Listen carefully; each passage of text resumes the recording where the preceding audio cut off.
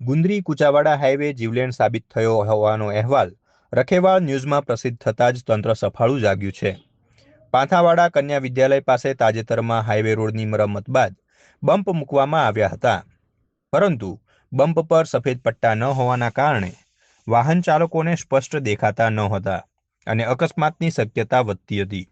અહેવાલ પ્રસિદ્ધ થતાં જ તંત્ર દ્વારા તાત્કાલિક પગલાં લેવામાં આવ્યા અને બમ્પ પર સફેદ પટ્ટા લગાવવામાં આવ્યા છે, જે રાહતજનક બાબત છે. જોકે સ્થાનિકોનું કહેવું છે કે હજી પણ ગુંદરીથી કુચાવાડા સુધીના સમગ્ર ટોલ રોડ હાઈવેને અકસ્માત ઝોન તરીકે જાહેર કરી સ્પષ્ટ સૂચન માટે બોર્ડ લગાવવાની તાત્કાલિક જરૂર છે.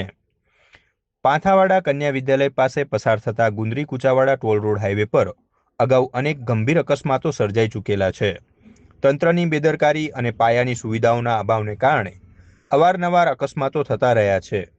મસમોટો ટોલ વસૂલવામાં આવે છે છતાં પણ માર્ગ સલામતીની મૂળભૂત સુવિધાઓના અભાવને કારણે અનેક પરિવારોએ પોતાના સ્વજનો ગુમાવ્યા હોવાનું સ્થાનિકોમાં ભારે રોષ જોવા મળી રહ્યો છે.